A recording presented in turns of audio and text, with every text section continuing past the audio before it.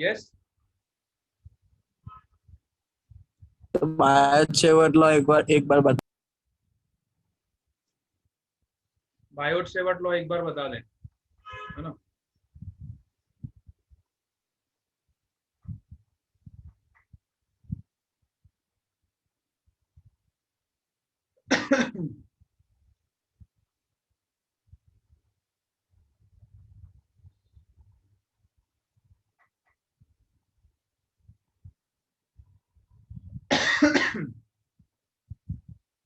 Biot-Savart law में problem आ रही है। देखो, बायोट-सेवर्ट लॉ को हम अच्छे से एक बार देख लेते हैं। कितने बच्चों को बायोट-सेवर्ट लॉ में अभी भी दिक्कत है? मतलब अलग अलग जो मैंने आपको एलिमेंट्स बताए थे,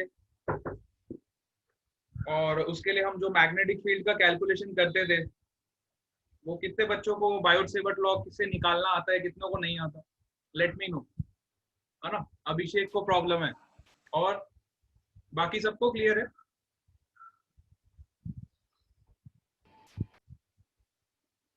एक बार बता दो, ठीक है। चलो आज हम बायोट-सेवर्ट लॉ को डिटेल में स्टडी कर लेते हैं, क्योंकि उस दिन हमने रिवीजन के तौर पे पढ़ा था, तो हमने थोड़ा जल्दी से पढ़ लिया था। आपको मैंने इंपॉर्टेंट खाली रिलेशंस ही बताए थे। आज मैं आपको बायोट-सेवर्ट लॉ अच्छे से बता देता हूँ, ठीक है। देखो, बायोट-सेवर्ट लॉ क्या है, हाँ रिवीजन करते हैं। सपोज करो हमारे पास ऐसी एक वायर है, और इसमें कोई करंट फ्लो कर रहा है आई, ठीक है। इस वायर में आई करंट फ्लो कर रहा है, ठीक है। अब सपोज करो हमें इस पॉइंट पे मैग्नेटिक फील्ड निकालनी है, इस वायर की वजह से, जिसका पोजीशन वेक्टर हमें दिया हुआ है। Let's say this position vector is R, ठीक है। This point is, let's suppose P. We need to calculate the value of magnetic field at this point P due to current carrying wire, है ना।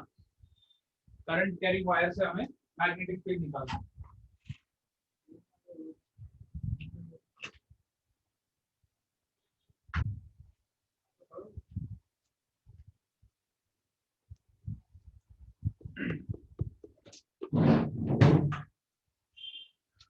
ठीक है, तो suppose करो हमें यहाँ पे मैग्नेटिक फील्ड निकालना है पी पॉइंट पे, है ना। तो इस पॉइंट पे मैग्नेटिक फील्ड का डायरेक्शन क्या होगा बताओ, पी पॉइंट पे। राइट हैंड रूल से आप डायरेक्शन निकाल लोगे, which is into the plane. P point पे मैग्नेटिक फील्ड का डायरेक्शन क्या होगा, into the plane. You can apply the right hand thumb rule, है ना। ये भीड़ देना दरवाजा। You can apply right hand thumb rule, ठीक है। डायरेक्शन तक सब लोग क्लियर है ना। अब मैं आपको मैग्नीट्यूड निकालना सिखाऊंगा। तो सपोज करो हमने एक करंट का एलिमेंट लिया यहाँ पे, let's say this element is DL, ठीक है। डीएल नाम का एक एलिमेंट लिया, ठीक है। यहाँ तक सब क्लियर हो? And this angle is theta. Theta is the angle of this your element, or you can say wire, with respect to position vector, है ना। theta is the angle of your position vector with respect to wire, ठीक है। तो अब छोटी सी magnetic field मुझे निकालनी है ना। छोटी सी मैग्नेटिक फील्ड क्या होगी, देखो छोटी सी मैग्नेटिक फील्ड क्या होगी। तो छोटी सी मैग्नेटिक फील्ड निकालने के लिए इस एलिमेंट की वजह से, which is dB equal to mu naught upon 4 पाई,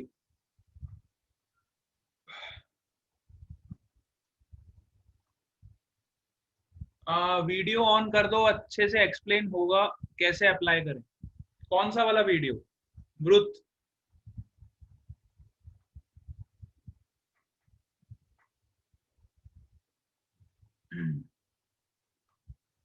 अच्छा, मेरा वीडियो फेस कैमरा, अच्छा हाँ, एक minute, I will try.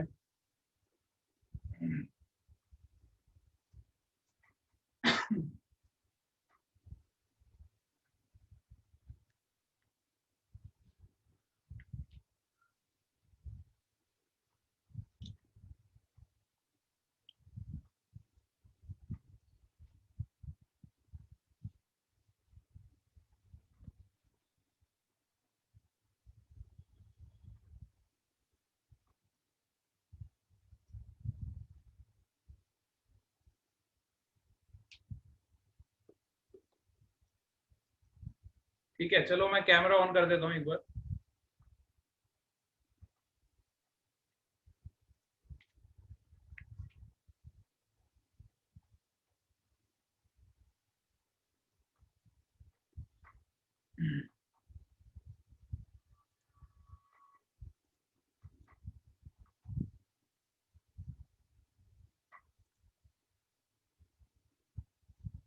All of you are getting the face? Yes?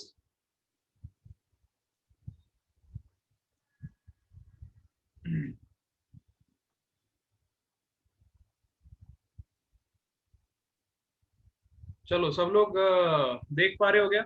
Lights थोड़ा इतना डिम है, ज्यादा आपको लाइटनिंग ज्यादा नहीं दिखाई दे रही होगी, थोड़ी बहुत दिखाई दे रही है है ना?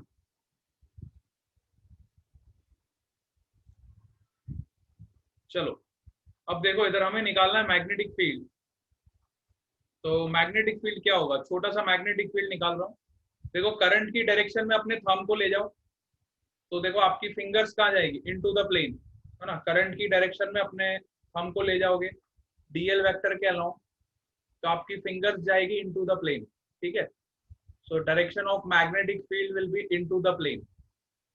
अब मैं डायरेक्शन आपको शो कर सकता हूँ ना, राइट हैंड रूल आप ऐसे लगाओ, you can curl your fingers into the plane. ठीक है,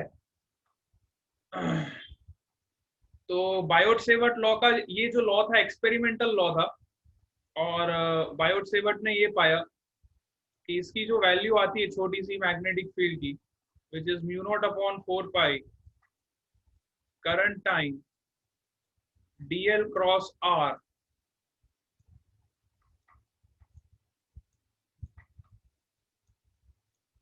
अपॉन r क्यूब।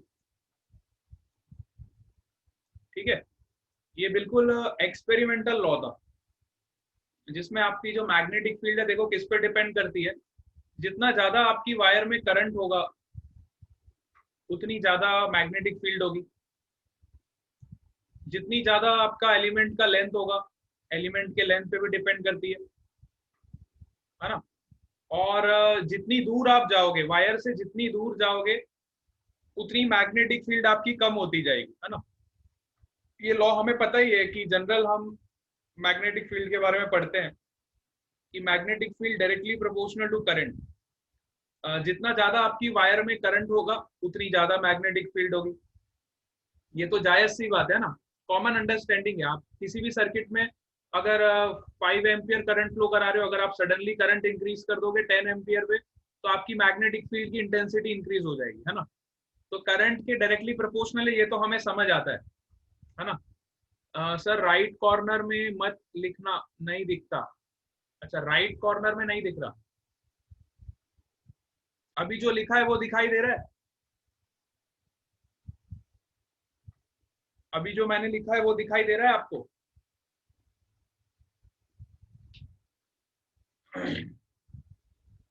है? अच्छा, अभी जो मैंने स्क्रीन पे लिखा है वो सब आपको विजिबल है? हाँ सर।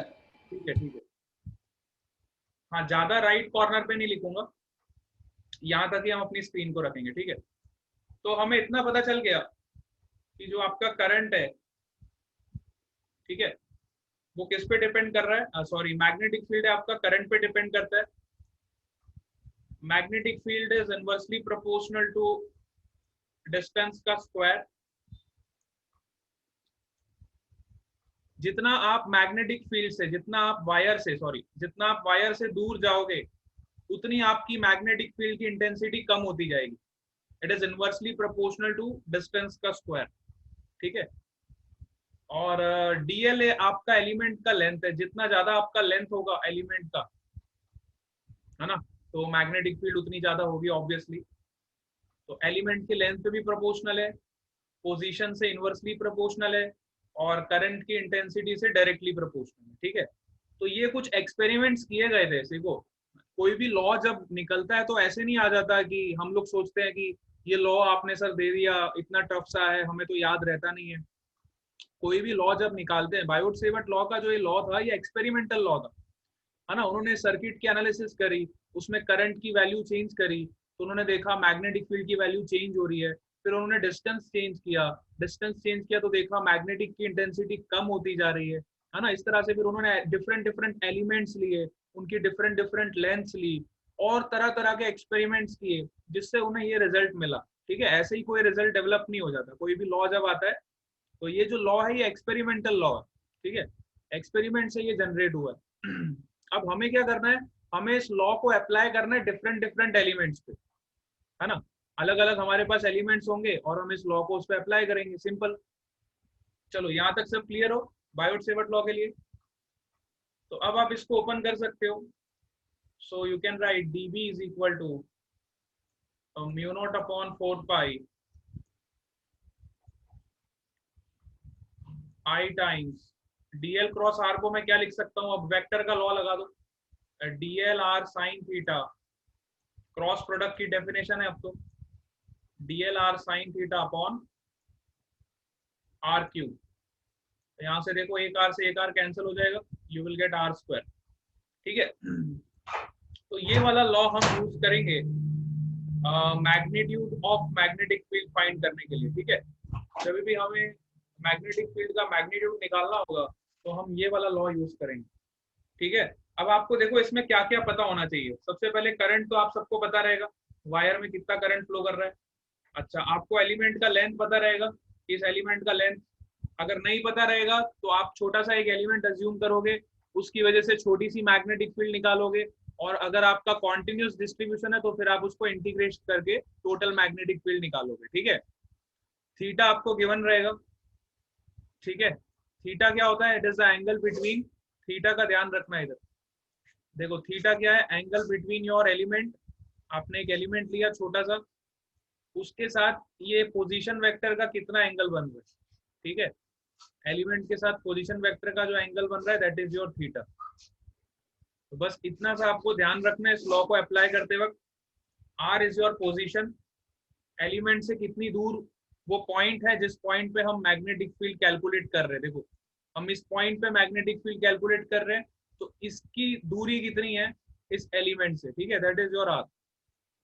तो मेरे ख्याल से आप ये सब टर्म से क्लियर हो गए ना, करंट कैसे लोगे, एलिमेंट कैसे लोगे, थीटा कैसे लोगे, आर कैसे लोगे, तो आपको मैग्नेटिक फील्ड का वैल्यू मिल जाए। तो ये तो बायोट सेवर्ट लॉ का statement, this is the statement of Biot Savart law. अब आपको इस लॉ को डायरेक्टली अप्लाई करना है। सपोज करो हमारे पास एक वायर है ना, इस तरह की मेरी एक वायर है। अब ये इनफाइनाइटली लॉन्ग है, सपोज ये वायर हमारी इनफाइनाइटली लॉन्ग है। ठीक है, which is varying from minus infinity to plus infinity. अब मुझे इसकी वजह से क्या करना है, इसकी वजह से मुझे मैग्नेटिक फील्ड निकालनी है। सपोज करो इस point, let's say this point is P. So from right hand rule, if the current is flowing in this direction, you can simply get the direction of the magnetic field. देखो right hand rule से आप thumb को ले जाओ current की तरफ, आपकी fingers देखो अंदर की तरफ जाएंगी, है ना। तो डायरेक्शन तो हमें यहाँ पे मिल जाएगा विच इज क्रॉस।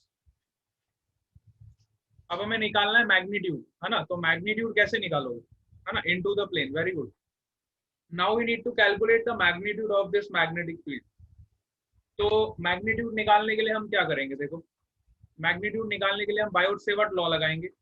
सबसे पहले हम छोटा सा एक एलिमेंट ले लेंगे। ठीक है, तो मैंने सपोज करो ये डिस्टेंस हमें दिया हुआ है, let's say this distance is given to you r, which is the distance from the center to this point P, and we have considered one element, let's say हमने y डिस्टेंस पे एक छोटा सा element ले लिया dy,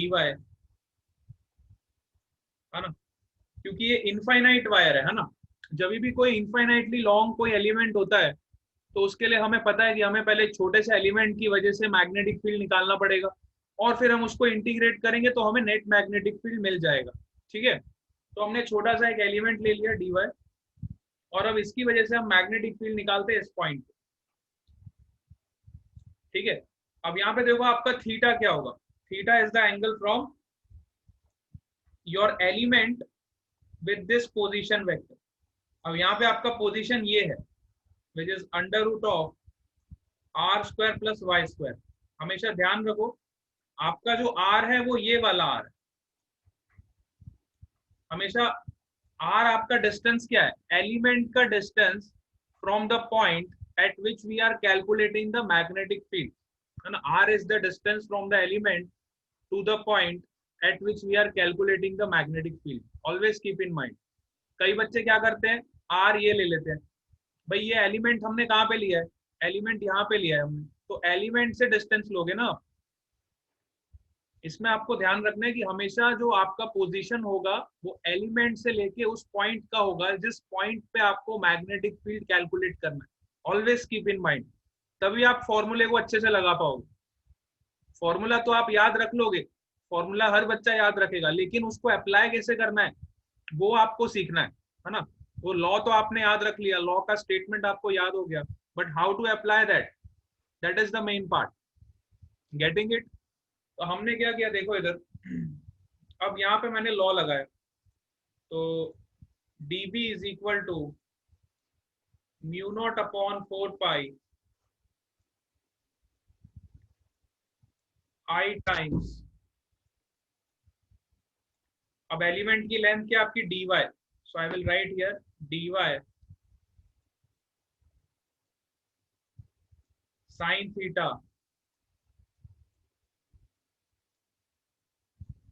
dy sine theta upon r square, है ना। Are square क्या होगा आपका, आपका आर ये वाला आर है ना, एलिमेंट से आपका डिस्टेंस क्या है ये, तो आपका जो आर होगा असली वाला आर ये होगा।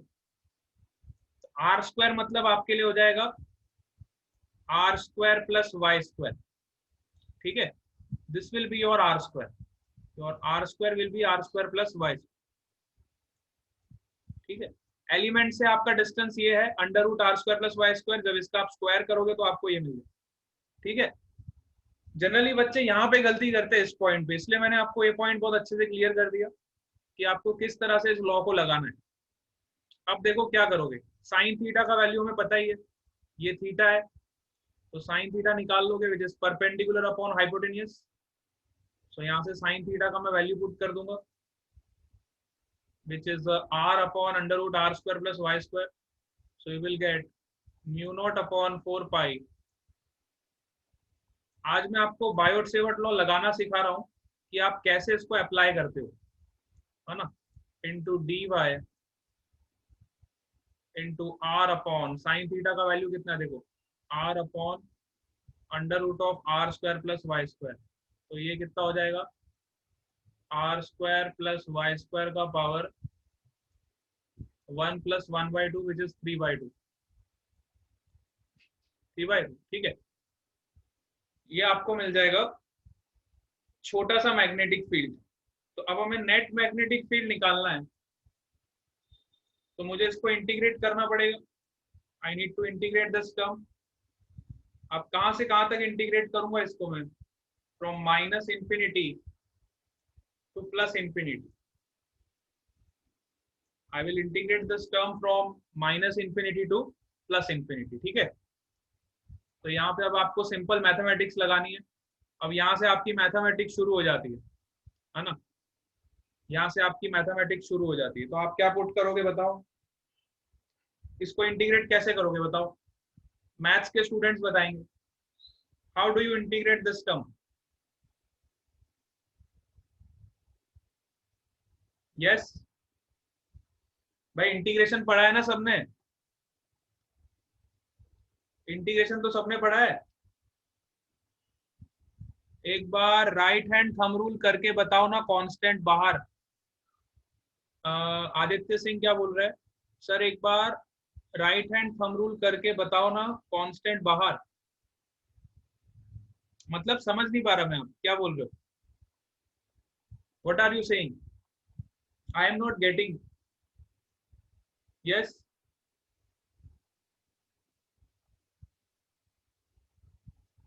अच्छा पहले का मैसेज था, चलो ठीक है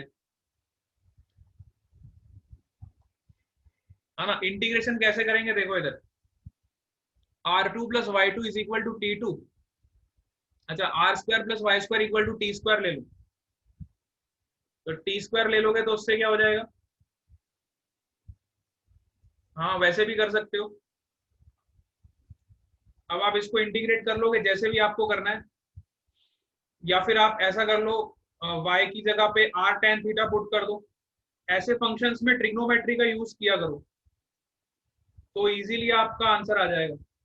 y की जगह पे r tan थीटा रख दो, ट्रिग्नोमेट्रिक आइडेंटिटीज यूज किया करो, तो इजीली आप इंटीग्रेट कर लोगे, है ना। चलो इसको रख के देखो, इंटीग्रेट करके देखो। Put y is equal to r tan theta and integrate this term. अब इंटीग्रेट करके आप लोग आंसर निकाल के बताओ। इंटीग्रेशन सबको आता है, वो भी सिखाऊं? भाई इंटीग्रेशन तो कर लोगे ना आप लोग, आता है ना? चलो इंटीग्रेट करो इसको और बताओ फाइनल आंसर क्या आ रहा है इसका। What will be the net magnetic field? Constant वाले पार्ट को बाहर निकाल लेना, mu naught upon 4 pi I, this is the constant term, इसको बाहर निकाल लेना। इसको कुछ मान लो, के मान लो, जैसे भी आपको करना है। और ये वाले टर्म को इंटीग्रेट कर लो, ये वाले पार्ट को इंटीग्रेट कर लो, और वैल्यू क्या पुट करोगे? y is equal to r tan theta. चलो मैंने आपको हिंट दे दिया है, अब इसका आंसर सब लोग निकालोगे फटाफट। मैं आपको 2 मिनट्स दे रहा हूँ, 2 मिनट्स के अंदर सबका आंसर आना चाहिए। Take 2 minutes. हाँ,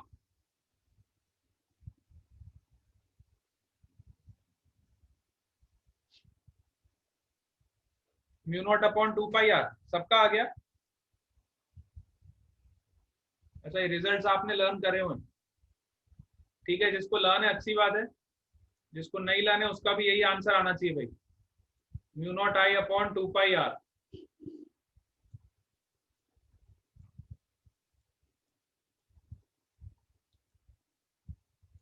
ठीक है, तो ये आपकी मैग्नेटिक फील्ड हो गई due to infinitely long wire. ठीक है, किसी को इंटीग्रेशन में प्रॉब्लम है तो अलग से पूछ लेना मेरे को बाद में, हम इंटीग्रेशन पे भी कुछ कर लेंगे डिस्कशन। वो मैथ्स का टॉपिक है, इसलिए मैं अभी उसमें डिटेल में नहीं जा रहा हूँ। तो यहाँ से आपका मैग्नेटिक फील्ड कितना आ गया? Mu naught I upon 2 pi r. ठीक है, अब सपोज करो मैंने आपको सेमी इनफाइनाइट वायर दे दिया, है ना। तो सेमी इनफाइनाइट वायर जब आपका होगा, है ना, तो सेमी इनफाइनाइट वायर की वजह से क्या होगा आपका? Due to semi-infinite wire, if you want to calculate at this point P magnetic field, then it will be half of infinite wire. It will be half of infinitely long wire, which is mu naught I upon 2 pi r.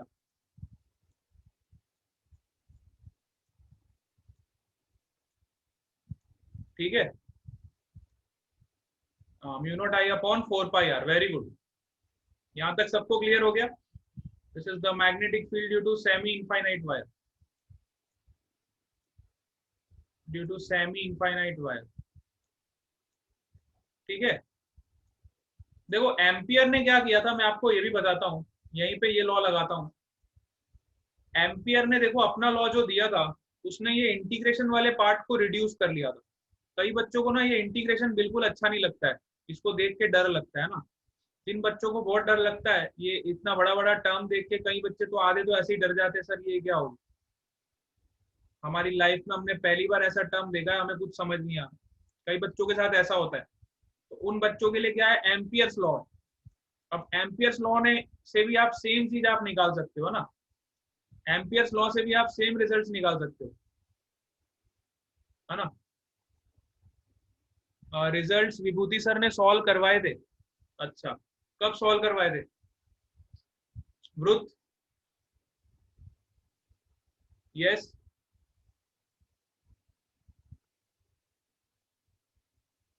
पहले पहले। अच्छा, lockdown से पहले। ठीक है, lockdown से पहले आपके रिजल्ट सॉल्व हो गए थे सारे?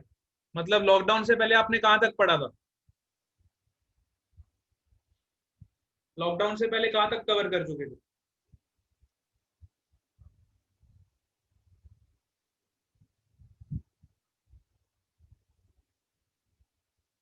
अच्छा, कौन से रिजल्ट्स की बात कर रहे हो, मेरे को ये नहीं पता। इंटीग्रेशन की बात कर रहे हो? इलेक्ट्रिक फील्ड का पढ़ा था? अच्छा, इलेक्ट्रिक फील्ड का पढ़ा रहा। ओके ओके, ठीक है। तो मेरे को ये बताओ, आ, वो कुछ और समझ आ रहे थे, मैं समझ नहीं पा रहा हूँ एग्जैक्टली आप क्या बोल रहे हो। लॉकडाउन से पहले आपने कोई टॉपिक पढ़ा था, वो किससे रिलेटेड था ये बताओ। इलेक्ट्रिक फील्ड में सेम था? अच्छा, ऐसा सेम कंसेप्ट आप इलेक्ट्रिक फील्ड में ऑलरेडी पढ़ चुके हो? बस इलेक्ट्रिक फील्ड ही हुआ है सर लॉकडाउन के पहले। अच्छा, electric sir field cover. Magnetism चालू ही नहीं हुआ, ये विरुद्ध कुछ और बोल रहा है। कुछ और बोल रहा होगा वो। सर वो इलेक्ट्रिक फील्ड में सेम ऐसा ही कंसेप्ट था इसमें सॉल्व करने के लिए, इनफाइनाइट और सेमी इनफाइनाइट, इसलिए याद है। अच्छा, इसलिए आपको याद है ना वो सबको अलग ये? था सर। ठीक है, ठीक है, आपको ये वाला कंसेप्ट याद है ना इंटीग्रेशन का? इसमें कोई दिक्कत तो नहीं है ना? हाँ सर। Very good. हाँ, डेरिवेशन सेम हुआ था इसलिए। अच्छा ठीक है, चलो ठीक है, बिल्कुल सेम डेरिवेशन ही आएंगे, क्योंकि इलेक्ट्रिक के बहुत सारे कंसेप्ट ना वो मैग्नेटिज्म में आप डायरेक्टली अप्लाई करोगे। जैसे वहां पे आप गॉस लॉ यूज करते थे, यहाँ पे आप एम्पियर्स लॉ यूज करोगे, तो आप इजीली उसको रिलेट कर सकते हो, है ना? ठीक है ना? चलो, और कोई दिक्कत है तो बताओ।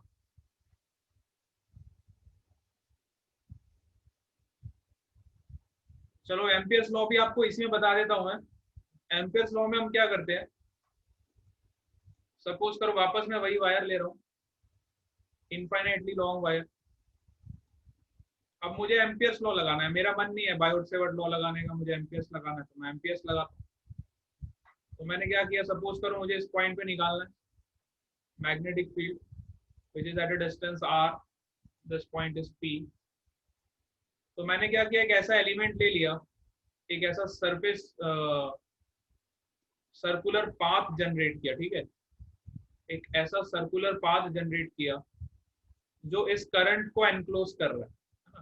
करंट आपका ऐसे फ्लो कर रहा है, तो मैंने एक ऐसा सर्कुलर पाथ जनरेट किया जो इस करंट को एनक्लोज कर रहा है, minus infinity to plus infinity, this is your wire. अब एम्पियर्स का लॉ क्या है, देखो, Ampere's law says that line integral of b dot dl along the closed loop which is equal to, जैसे वहां पे आप E डॉट ds करते थे, यहाँ पे हम b डॉट dl करेंगे, which is equal to mu naught times of your current enclosed, mu naught times of your current enclosed। ठीक है, करंट एनक्लोज आपका जो भी है, समझ गए? तो अब देखो क्या करेंगे, हमने एक छोटा सा, सपोज करो इधर एलिमेंट लिया, बहुत छोटा सा एलिमेंट, इसकी लेंथ है dl। अब इस छोटे से एलिमेंट के लिए इस पॉइंट पे मैग्नेटिक फील्ड क्या होगी, it will be tangent to this curve, this will be the direction of magnetic field at this point. छोटा सा एलिमेंट लिया dl, उसके लिए जो मैग्नेटिक फील्ड होगी टेंजेंट होगी।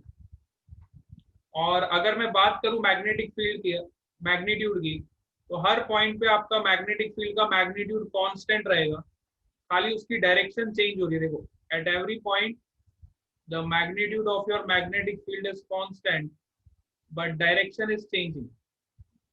हर पॉइंट पे आपकी डायरेक्शन चेंज हो रही है, लेकिन इसका magnitude same. So if the magnitude is same, तो मैं इस b वाले पार्ट को इंटीग्रेशन के बाहर निकाल सकता हूँ, और मैं क्लोज इंटीग्रल किसका करूंगा, dl लेंथ का। और dl लेंथ का जब आप इंटीग्रेट करोगे along this closed path, you will get the circumference of this loop which is 2 pi r, है ना? तो देखो एक स्टेप में ये आंसर आ जाएगा, b into integration of dl क्या हो जाएगा आपका, close integral of dl will be 2 pi r which is equal to mu naught times current enclose कितना है, इस लूप के अंदर कितना करंट जा रहा है, इस लूप के अंदर I करंट जा रहा है, I current is enclosed in this loop, so you will directly get the value of magnetic field which is mu naught I upon 2 pi r। तो जिन बच्चों को इंटीग्रेशन में दिक्कत है उनके लिए एम्पियर्स लॉ बहुत बढ़िया तरीका है मैग्नेटिक फील्ड को निकालने का।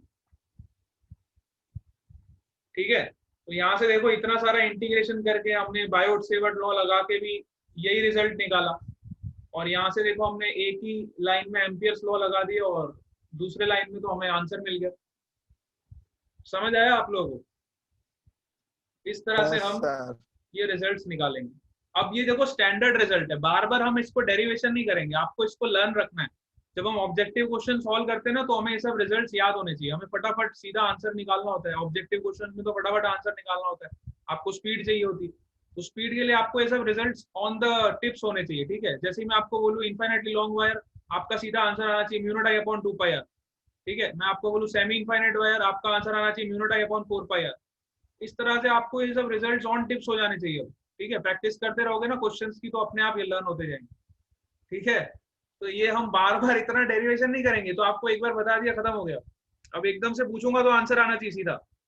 ठीक है, चलो अब इधर आ जाओ। हाँ, पुष्प पटेल को हंसी आ रही है। हाँ भाई सही बात है, आप जब कॉम्पिटिटिव एग्जाम की तैयारी कर रहे हो तो आपको रिजल्ट्स ऑन टिप्स होने चाहिए, तभी आप उसको सॉल्व कर पाओगे। 1 मिनट में क्या क्या करोगे, डिराइव थोड़ी करने बैठोगे, कितना टाइम मिलेगा क्या वहां पे एग्जाम में? फटाफट आपको लर्न रखना है, फटाफट अप्लाई करना है, खत्म। चलो अब आ जाओ आप। सपोज करो मैंने सर्कुलर कर्व ले लिया ऐसा कॉइल, अब इस पे आप कैसे लगाओगे? देखो इस पे मुझे बायोट सेवर्ट लॉ लगाना है ना। इस तरह की मेरी कॉइल है, देखो अब इसका रेडियस सपोज करो आपको आर दिया है और इसमें करंट फ्लो कर रहा है आई। तो अभी एक बार समझने के लिए हम इसको आराम से समझ सकते हैं, लेकिन एट द एंड आपको सारे रिजल्ट्स लर्न रखने। ठीक है, समझने के लिए आप इसको समझ लो, बट आपके रिजल्ट सारे ऑन टिप्स होने चाहिए, है ना? रिजल्ट सारे आपके ऑन टिप्स होने चाहिए। चलो अब सपोज करो इसमें करंट ऐसे फ्लो कर रहा है ना, एक आपकी सर्कुलर कॉइल है और जिसका रेडियस आर है और इसमें करंट इस तरह से फ्लो कर रहा है। अब हमें निकालना है इसकी वजह से मैग्नेटिक फील्ड कितना होगा। तो मैंने क्या किया, सबसे पहले एक छोटा सा एलिमेंट ले लिया, देखो डीएल एलिमेंट ले लिया, है ना, और इस डीएल एलिमेंट पे ये डिस्टेंस आपको पता है रेडियस के बराबर, इस पॉइंट पे मुझे मैग्नेटिक फील्ड निकालना है। तो इस डीएल एलिमेंट की वजह से इस पॉइंट पे मैग्नेटिक फील्ड कहाँ जाएगी बताओ? राइट हैंड रूल लगाओगे तो यहाँ पे मैग्नेटिक फील्ड बाहर की तरफ आएगी, है ना। इस पॉइंट पे मैग्नेटिक फील्ड कहाँ आएगी? आउटसाइड। ये सबको समझ आया? देखो एलिमेंट आपका नीचे जा रहा है, एलिमेंट को देखोगे आप, ये एलिमेंट, सी दिस एलिमेंट, इस एलिमेंट के करंट कहाँ जा रहा है? नीचे की तरफ। तो अपना अंगूठा नीचे की तरफ ले आओगे और फिंगर्स को कर्ल करोगे, तो देखो कॉइल से घूम के आपकी फिंगर्स बाहर की तरफ आ रही, कॉइल के सेंटर से घूम के आपकी फिंगर्स आउटसाइड आ रही। समझ आ रहा है? करंट एलिमेंट की डायरेक्शन में अपना थंब ले जाओगे